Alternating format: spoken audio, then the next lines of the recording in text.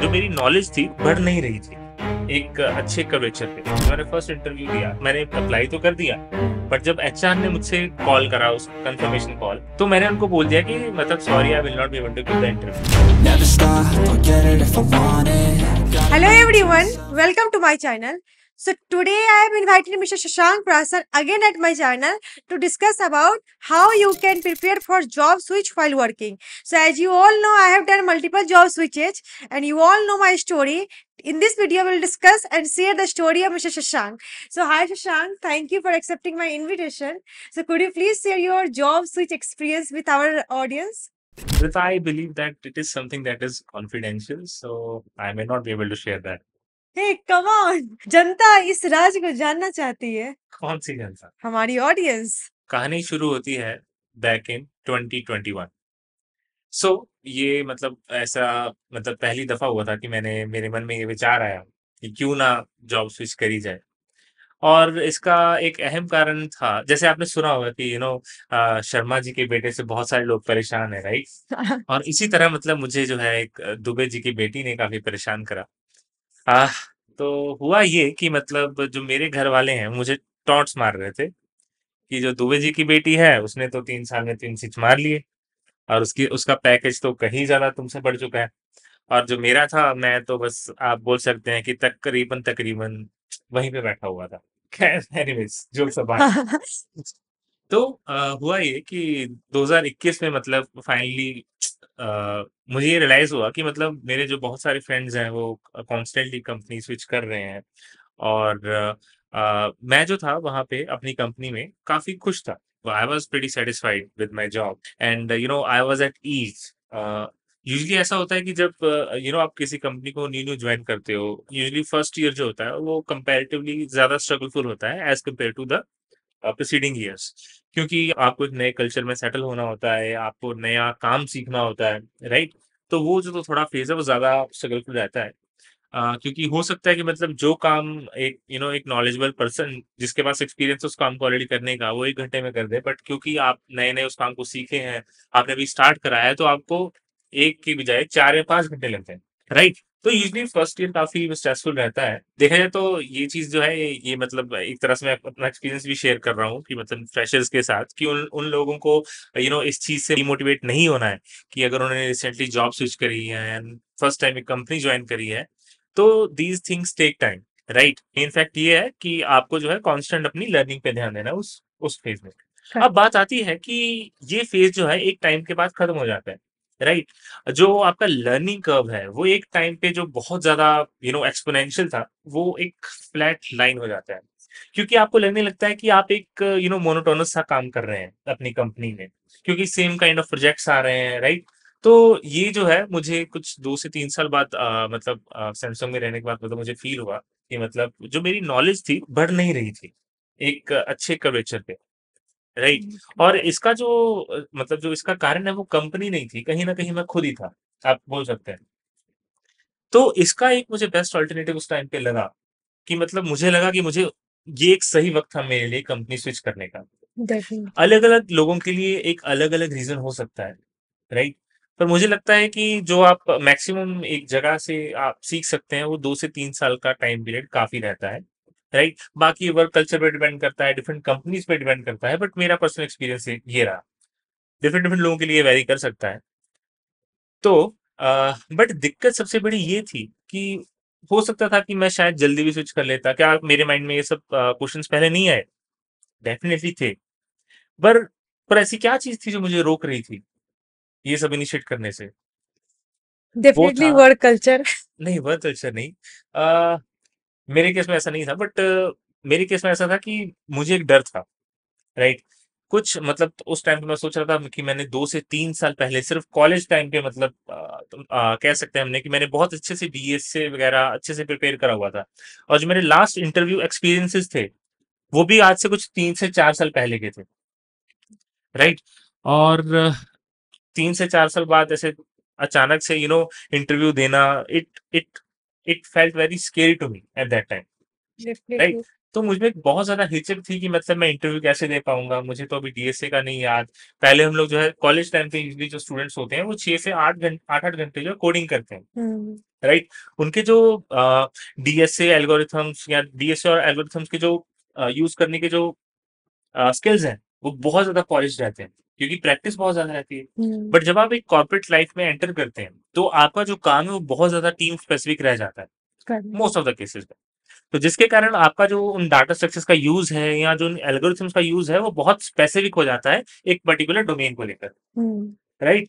But जो interviews हैं, उनके जो इनिशियल राउंड्स हैं वो बहुत ज्यादा जेनरिक रहते हैं, राइट? yes, yes. अब क्योंकि आपको देखा जाए, मैं पहले भी जैसे बोलता हूँ, population is the main game, Yeah. Right? अब कंपनीज को हायर करना है बेस्ट टैलेंट अपनी टीम के लिए, अपनी कंपनी के लिए, राइट?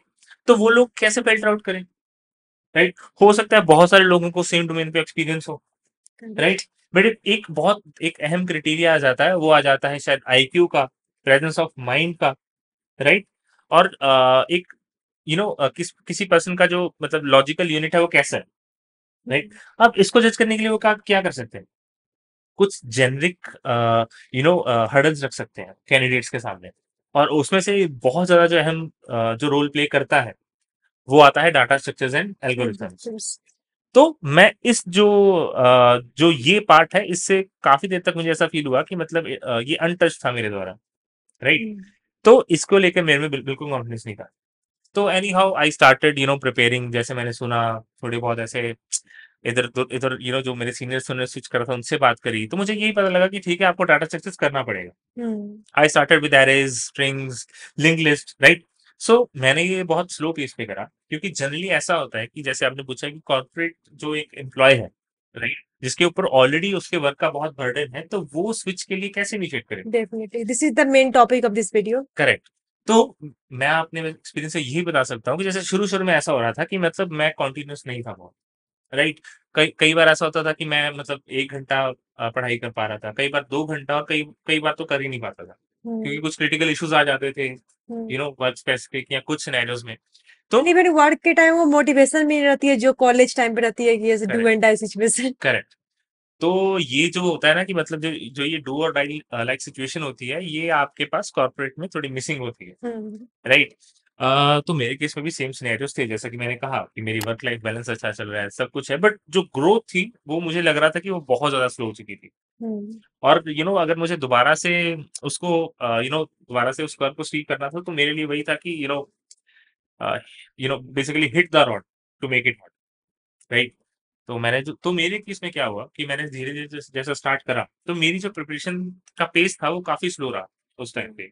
कुछ 4 से 6 मंथ्स का मुझे टाइम लगा उन सारे टॉपिक्स को कवर करने में, बट उसके बाद भी मेरे मन में एक और डर था, जिसके कारण मैं जो जॉब अपॉर्चुनिटीज मेरे सामने दिख भी रही थी, मैं उनमें अप्लाई नहीं कर पा रहा था। और वो डर क्या था? एम्बेरसमेंट का। आई डोंट नो कि मतलब मोस्टली अदर कैंडिडेट्स ये चीज फील करते हैं नहीं करते हैं, बट मेरे केस में ये चीज बहुत थी। खुद को शायद ऐसी सिचुएशन में इमेजिन करता था कि मतलब इंटरव्यूअर ने मुझे एक क्वेश्चन डाला हुआ है बहुत बेसिक सा, जिससे मैं शायद वाकिफ भी हूँ। जनरली जो स्टूडेंट्स बहुत ही अच्छे रहते हैं during their college time. So after working for 3-4 year अचानक से उनको लगता है कि कितने अच्छे वो हुआ करते थे कॉलेज के टाइम, या 3-4 ईयर के गैप में वो बहुत कुछ भूल चुके हैं या आउट ऑफ प्रैक्टिस हो चुके हैं. एंड उनको ये डर होती है कि नहीं, ये क्वेश्चन तो मैं यूं बना लिया करता था, ये क्वेश्चन मेरे से अभी नहीं बन रहा है.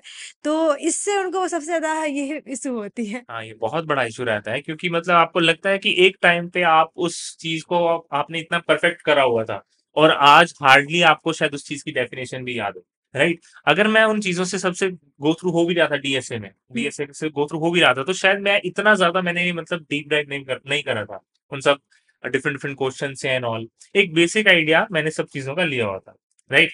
अब मेरे मन में यही डर था कि शायद मैं उस इंटरव्यू के सामने बैठा हूंगा और मुझसे वो ऐसा पूछ लेगा जो मुझे नहीं पता होगा, और वो मुझे जो है मतलब एक एक बहुत ज़्यादा एम्बैरेसमेंट फ़ील होगी सबको लेकर कि मैं एक छोटा-सा क्वेश्चन भी नहीं सॉल्व कर पा रहा हूँ, और शायद कहीं न कहीं इंटरव्यू सोचेगा कि अरे! ये तो मतलब इतनी अच्छी कंपनी में काम करता है, इससे मेरी इतनी हाई एक्सपेक्टेशंस थी, और ये एक बेसिक सा कोडिंग क्वेश्चन नहीं सॉल्व कर पा रहा है।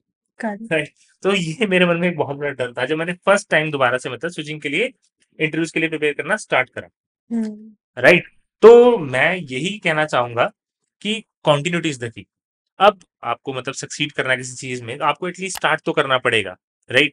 और अगर आपने स्टार्ट करा है, तो उसमें आपको कॉन्टिन्यूस रहना बहुत जरूरी है, क्योंकि शुरू-शुरू में ऐसा हो रहा था कि मैंने पहले भी ये सब चीज़ें ट्राई करी। मैं 1 हफ्ता से ज़्यादा कंटिन्यूअस नहीं रह पाया। मैंने 1 हफ्ता रेगुलरली 1-1 घंटा इनफैक्ट प्रैक्टिस मोस्ट करी। ऑफ माय व्यूअर्स का ये इशू होगी। हाँ, ये बहुत बड़ा मतलब इश्यू रहता है। तो मतलब मैं यही कहना चाहूँगा कि इस चीज़ से डिमोटिवेट होने वाली कोई बात नहीं। ये सबके साथ होता है, राइट? आप सिर्फ़ जो है उसका एंड रिज़ल्ट देखते हैं कि हाँ मतलब आपका ये फ्रेंड है, आपका ये दोस्त है, उसको इस कंपनी में हायर हो गया, वो इतने पे स्केल पे है। बट आपको बिहाइंड द जो सारी स्टोरी रहती है, उसकी स्ट्रगल्स की, वो सारी जो है वो आपने नहीं देखी होती। तो फिर कभी आपके साथ ऐसा फील हुआ कि आपने किसी एक कंपनी के लिए बहुत प्रिपेयर करा एंड उस कंपनी से रिजेक्शन आ गई एंड उसके बाद आप इतना डिमोटिवेट हो गए कि फिर दोबारा प्रिपरेशन स्टार्ट करने की हिम्मत नहीं आई आप में? एक्चुअली ऐसा हुआ था क्योंकि एक्चुअली मैं बताता हूँ कि जो मैंने फर्स्ट इंटरव्यू दिया, एक्चुअली मैं उसको देने के लिए मैंने अप्लाई तो कर दिया, हुँ। बट जब एचआर ने मुझसे कॉल करा उस कंफर्मेशन कॉल, तो मैंने उनको बोल दिया कि मतलब sorry I will not be able to give the interview. तो उन्होंने मुझसे रीज़न पूछा कि मतलब हम रीशेड्यूल कर सकते हैं, क्या दिक्कत है, राइट? तो मैंने कुछ ज़्यादा ओवर फ्रेंडली होके बता दिया कि मतलब मेरी प्रिपरेशन नहीं है, it's been a while since I last give a interview and I am feeling little bit anxious. तो वो ऐसा थोड़ा फ्रेंडली हुआ तो उसने बताया कि ऐसी कोई दिक्कत वाली बात नहीं है, कि जो हमारे हायरिंग मैनेजर हैं या जो हायरिंग टीम है उन्होंने आपके रिज़्यूमे से जैसे वो गो थ्रू हुए हैं, उनको लगता है कि आप में कैपेबल हो इस पोज़ीशन के लिए। तो आपका जो करंट एक्सपीरियंस है उसके बेसिस पे you should be able to clear the rounds. So मतलब I know that he was kind of motivating me to correct. To at least give it a try. So anyhow I said okay मतलब worst है worst तो क्या ही हो सकता है, ठीक है। अब हार मानने के डर से मैं वो एक्सपीरियंस ही खो दूं, ये कोई समझदारी की बात तो मुझे नहीं लगी। डेफिनिटली। राइट, सो तो एनी हाउ बेसिकली हमें अप्लाई ज़रूर करना चाहिए, हमें कोई भी अपॉर्च्युनिटी मिले लाइफ में, उसे छोड़ना नहीं चाहिए। क्या पता वही अपॉर्च्युनिटी हमारे लिए एक बहुत ही बड़ी गेट खोल रही हो, जो हमारे लिए बहुत ही बेनिफिशियल हो। करेक्ट। तो इस जो मैंने फर्स्ट टाइम जो ये अप्लाई करा इन इंटरव्यूज के लिए, तो मेरे मेरे लिए ये बहुत ज्यादा पॉजिटिव एक्सपीरियंस रहा। मतलब इतनी ज्यादा जेनरिक डिस्कशंस थी, इतने ज्यादा जेनरिक क्वेश्चंस थे जिनका मैं जो डाटा स्ट्रक्चर्स जो एल्गोरिथम पूछी गई वो ऐसी थी जिनका मैं कुछ डेली बेसिस पे यूज कर रहा था अपने करंट वर्क पे, राइट। बट उस कंपनी के केस में उन्होंने जो मुझे ऑफर फाइनली दिया, that was not as per my expectations I can say. तो हुँ। मैं उस ऑफर के साथ नहीं गया, बट जो मेरा कॉन्फिडेंस लेवल था, जो था मतलब अंडरग्राउंड हो रखा था, वो मतलब आसमान छू रहा था उस टाइम हुँ। पे। आई फेल्ट कि मतलब आई एम कैपेबल इनफ कि I should be able to clear interviews, right. तो इसी कॉन्फिडेंस ने जब मैंने दूसरी बार मतलब एक टॉप एमएनसी को टारगेट करा, तो उन्होंने तो भाई छक्के छुड़ा दिए। तो उस टाइम पे जो मैं आसमान में उड़ रहा था, मतलब आई एकदम से ज़मीन पे आ यस गए। I felt pretty hard. तो उस टाइम पे मुझे यकीन लगा कि शायद जो पहला वाला था वो शायद मतलब by chance I was able to clear all the rounds and stuff, but अभी मैं शायद उस लेवल, मेरी तैयारी उस लेवल की नहीं थी कि मैं सभी टॉप एमएनसीज को टारगेट कर सकूं। तो उससे कुछ देर मतलब कुछ एक एक दो महीने तक मैंने कोई भी इंटरव्यूज में जो है पार्टिसिपेट नहीं करा, ना ही कोई जॉब ओपनिंग्स में पार्टिसिपेशन करी थी। बट उसके बाद अगेन मुझे जो अपना फर्स्ट एक्सपीरियंस था, उसकी मोटिवेशन अभी भी उस मोटिवेशन की आग कहीं ना कहीं अभी भी जिंदा थी, जो मुझे ये यकीन दिला रही थी कि मुझे अपनी सिर्फ स्ट्रैटेजी बदलनी है, राइट। पर्टिकुलर जॉब ओपनिंग्स को टारगेट करने के लिए, राइट। आई वाज कैपेबल, ठीक है, वरना ऐसे ही कोई 4-5 राउंड क्लियर करके तो नहीं सेलेक्ट हो जाता। करेक्ट। तो यही चीज़ पे मैंने दोबारा फ़ोकस करा। मैंने दोबारा से अपनी जो जो मेरे उस मोटिवेशन के बिखरे बिखरे हुए टुकड़े थे, उनको दोबारा से बटोरा, राइट? और दोबारा से प्रिपरेशन स्टार्ट करी और मुझे पता था कि इंटरव्यूअर्स जो हैं, वो किन टॉपिक्स को पर्टिकुलरली टारगेट कर रहे हैं, हुँ। Right? So anyhow I started again. तो मेन मुद्दा यही था कि जैसे मेरा वर्कलोड रहता था सुबह से 10 से लेकर रात के 9 बजे तक, हुँ। राइट? तो मैं आधे घंटे का कुछ जैसे रेस्ट लेता था, वॉक वगैरह पे जाता था या कई बार लेट नाइट जिम भी चला जाता था 9 से 10, राइट? तो मैं 10 बजे बैठ जाता था। मुझे पता था कि ये टाइम मेरा है। अब मुझे खुद पे काम करना है। 10 से 12 कई बार मैं खुद पे काम करता था। कई बार जल्दी उठ जाता था सुबह 6 से 8 पढ़ लेता था कुछ। तो मतलब ऐसे धीरे-धीरे करके जो है मेरी तैयारी होती चली गई। So basically, you will always have work to do and n number of tasks. So you should know how to fill the gaps. And इस गैप में आप पढ़ाई कर सकते हो, प्रिपरेशन कर सकते हो, ये ज़्यादा इम्पोर्टेंट है क्योंकि टाइम किसी के पास नहीं होती है। जो अच्छे कंपनी में सिलेक्ट होते हैं, उनके पास भी टाइम नहीं होती है। वो वही गैप्स में अपना टाइम को सही तरीके से यूटिलाइज करके एक अच्छी प्रोडक्ट बेस्ड कंपनी को क्रैक कर लेते हैं। करेक्ट। क्योंकि जो मेरा वर्क लाइफ बैलेंस था वो काफ़ी चिल था। तो मतलब ऐसा था कि जैसे मैं कई बार ऑफ़िस लेट जाता था। मतलब मोस्टली मैं तुम्हें बताऊं कि उस टाइम पे मैं लेट ही जाता था, तो 10-11 बजे मैं ऑफिस जाता था और ठीक है 7-8 बजे तक आराम से काम करता था, 9 बजे तक सारी मीटिंग्स अटेंड करके बंद कर देता था, तो राइट, तो उसके बाद बस रेस्ट मोड में होता था। तो इस चीज को कम्पनसेट करने के लिए मैंने क्या करा, ऑफिस जल्दी जाना स्टार्ट करा, ताकि जो डेली टास्क है उनको मैं जल्दी खत्म करके अपने रेस्ट भी कर सकूं, अपने थोड़ा एंटरटेन भी कर सकूं और दोबारा से अपने गोल्स के लिए टाइम भी निकाल सकूं। तो ये एक बहुत अहम मुद्दा है कि सिर्फ स्टूडेंट लाइफ में डिसिप्लिन की इंपॉर्टेंस नहीं है, एक कॉर्पोरेट लाइफ में डिसिप्लिन होना बहुत जरूरी है। कॉर्पोरेट लाइफ में ज़्यादा डिफिकल्ट है डिसिप्लिन होना, करेक्ट। क्योंकि स्टूडेंट लाइफ में हम लोग का एक टारगेट रहता है, जॉब लेनी है, जॉब नहीं मिली तो कुछ नहीं है दुनिया में। यहाँ पे होता है कि नहीं चलो ठीक है नहीं मिली, एक अभी तो जॉब चल ही रही है, ये तो अच्छी जॉब है, इतनी अच्छी लाइफ है यहाँ पे, तो ये एक चीज मिसिंग होती है। एक्चुअली जो देखिए, जो मैंने इतना टाइम वेस्ट करा, जैसे एक से मुझे लगता है 1 से 1.5 साल लगा मुझे फाइनली इतना प्रिपेयर होने के लिए और अपनी मतलब एक ड्रीम कंपनीज को टारगेट करने के लिए। पर अगर मेरे पास उसी टाइम पे कोई अच्छा एक ऐसा अच्छा फ्रेंड होता है, एक अच्छी गाइडेंस रहती है शुरू से, राइट, तो ये सब चीजें हैं जो उनको मैं जो है ओवरकम कर सकता था बहुत अधिक चीजेस में, तो शायद करेक्ट। मुझे 2 से 3 महीने के टाइम पीरियड में ही वो लेवल को अचीव कर सकता था जिसमें मुझे इतना टाइम लगा। करेक्ट। सो बेसिकली गाइडेंस के लिए आप क्या कर सकते हो? गाइडेंस के लिए एक तो अपने मेंटर चूज करो। एक जैसे कि आपके मेंटर कोई सीनियर्स हो सकते हैं, कोई आपके रिलेटिव्स हो सकते हैं। सो गाइडेंस आपको खुद नहीं मिलेगी, आपको गाइडेंस के लिए आपको इसके लिए अपॉर्चुनिटी सीख करनी होगी। मेरी स्ट्रगल थी उस टाइम पे, it was totally my own, but अभी जो चीजें हैं वो बहुत ज्यादा मतलब ईज आउट हो चुकी हैं। लोग अगर अपॉर्चुनिटीज हैं तो मुझे लगता है उनको इन चीजों का यूज करना चाहिए, right. Hmm. So anyhow, as I was saying, तो मेरे लिए टाइम पीरियड ये लंबा था, राइट, पर मुझे लगता है कि एट द एंड अगर आपको कोई गाइडेंस देता है तो उसके बाद ये आपके ऊपर होता है, राइट, कि आप उसको कैसे अब्जॉर्व करते हो, राइट, और उसको कैसे इम्प्लीमेंट करते हो।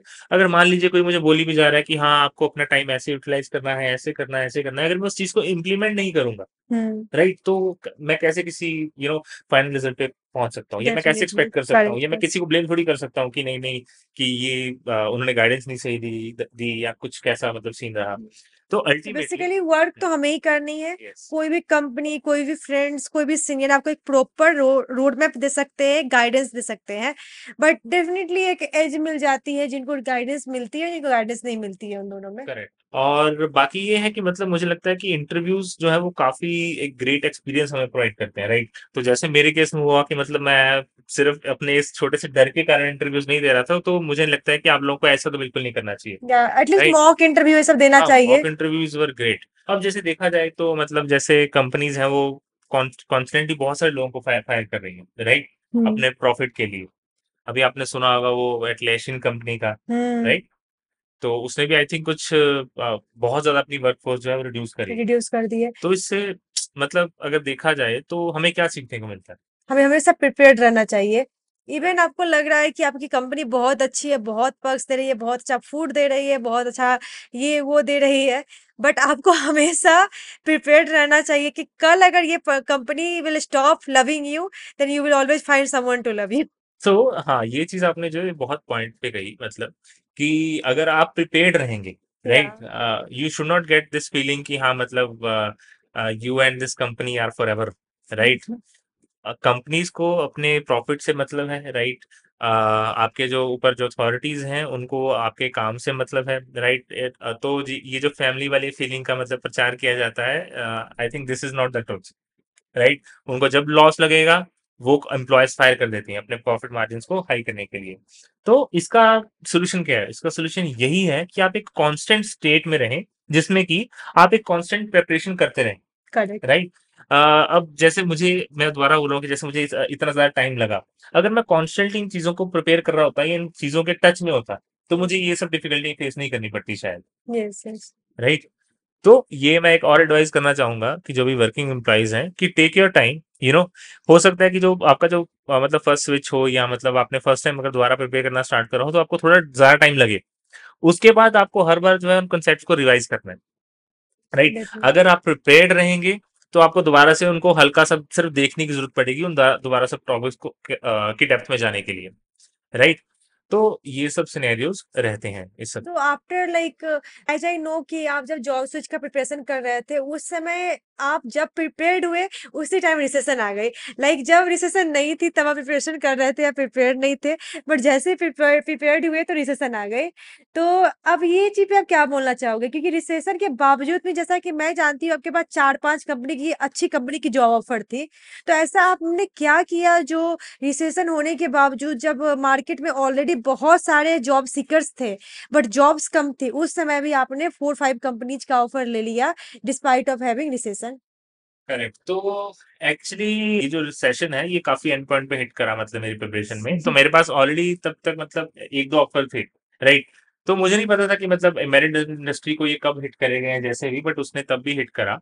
सिचुएशन ये आ रखी थी कि उस टाइम तक मैंने इतने ज्यादा इंटरव्यूज दे रखे थे, ठीक है, इतना ज्यादा मतलब कांस्टेंट होता है ना कि वो जैसे बोलते हैं कि अगर जो रस्सी है वो भी पत्थर पर अगर घिसती जाए तो पत्थर को काट देती है। तो करेक्ट। वही सीन मेरा हो रखा था। मैंने इतने ज़्यादा इंटरव्यूज़ दे रखे थे कि आई वाज़ सो प्रिपेयर्ड। मैं इंटरव्यूज़ देने बैठता भी था तो आराम से चाय बिस्किट खा रहा होता था इंटरव्यूज़ देते हुए।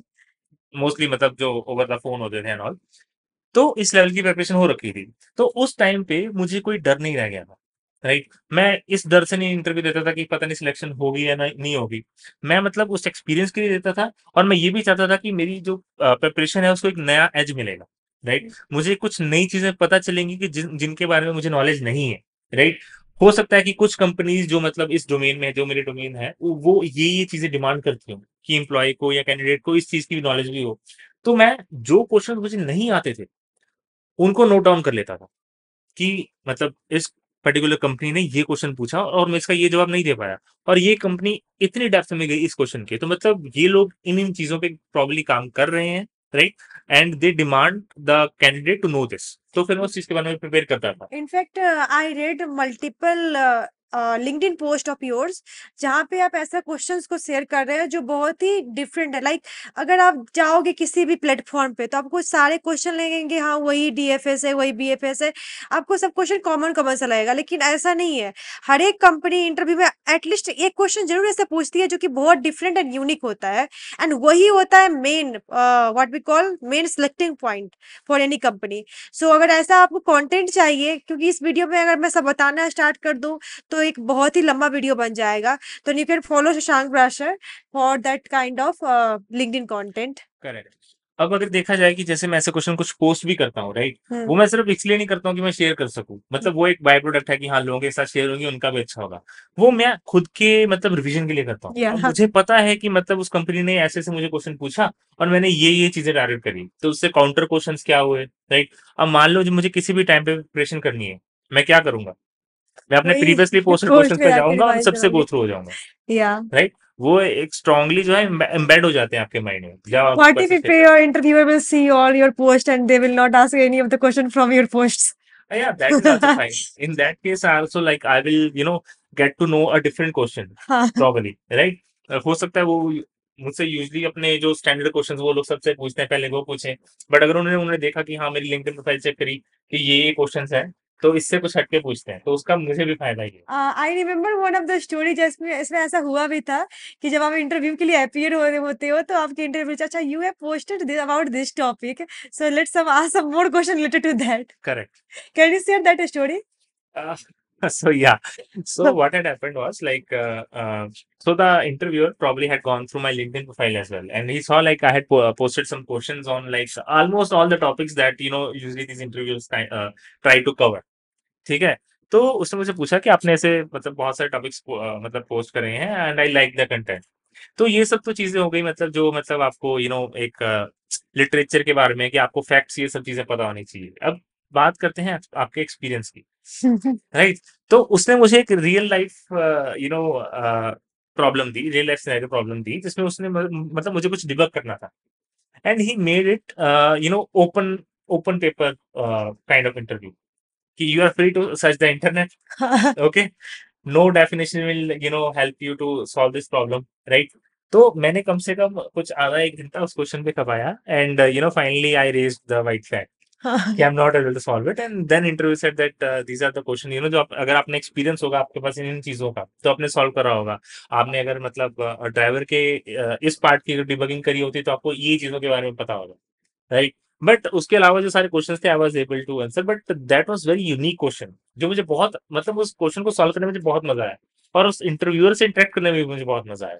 राइट। नाइस। तो ये सब बैक 21-22 जो मेरा टाइम पीरियड था उस टाइम की बातें हैं। राइट। तो इट वाज ग्रेट एक्सपीरियंस। तो मुझे यही लगता है कि मतलब we should always we should not hesitate to give interviews at least. Definitely. So it was really nice conversation with Sashank about job switch and all. So I hope you definitely like this video. So I want to end this video with 3 suggestions. So Sashank, can you share 3 suggestions with our viewers? Like if someone is preparing for job switch, then ऐसा कौन सा 3 suggestion आप उनको देना चाहोगे? तो अगर मैं बात करूं कि कोई 3 ऐसे पॉइंट्स जो मैं सजेस्ट करना चाहूंगा, उसमें सबसे पहला तो रहेगा कि रिज्यूमे। Correct. रिज्यूमे बहुत इम्पोर्टेंट एलिमेंट है जॉब अपॉर्चुनिटी सीख करने में, और मुझे लगता है कि रिज्यूमे सिर्फ जेनरिक नहीं रहना चाहिए। Hmm. It should change according to job. अगर आप किसी स्पेसिफिक टीम के लिए अप्लाई कर रहे हैं और उस टीम की जॉब डिस्क्रिप्शन में वो मेंशन रहता है कि वो किन किन पॉइंट्स को ज्यादा इंपॉर्टेंस देने वाले हैं, तो आप चाहें तो अपना रिज्यूम मतलब उसमें सबमिट करने से पहले उस ओपनिंग में उन उन पॉइंट्स को हाईलाइट कर सकते हैं, ताकि वो जो कंपनी का जो सॉफ्टवेयर है जो रिज्यूम्स को शॉर्टलिस्ट करता है वो आपके रिज्यूम को उठाए। करेक्ट। एंड दूसरा मैं बोलना चाहूंगा कि कैंडिडेट्स को एक कांस्टेंट स्टेट ऑफ प्रिपरेशन में रहना चाहिए। ऐसा नहीं है कि सिर्फ लास्ट मोमेंट पे ही जब उनको लगे कि नहीं यार कंपनी छोड़ देंगे, ठीक है, कि उसी टाइम प्रिपेयर करेंगे, तो ये चीज नहीं होनी चाहिए। एक कांस्टेंट प्रिपरेशन स्टेट में रहना चाहिए, हमेशा प्रिपेयर्ड। और तीसरा मैं बोलना चाहूंगा कि इंटरव्यू से घबराना नहीं चाहिए। Hmm. राइट। आपको इंटरव्यूज देते रहना चाहिए, ठीक है, डजेंट मैटर कि जो कंपनी है वो कितना ही ज्यादा डिफिकल्ट इंटरव्यू लेती है, कुछ भी है। सिर्फ इस बेसिस पे कि आपको लगता है कि you are not prepared enough, इस बेसिस पे एक जॉब अपॉर्चुनिटी को, उसके मिस इंटरव्यू नहीं को करना चाहिए. मिस नहीं करना चाहिए। Correct. Definitely. So I think these will be the 3 points that I think are important. So, with this note, I want to end this video. This was really valuable information for our viewers. So, thank you so much for watching this video. And please don't forget to like this video and subscribe this channel. Thank you so much.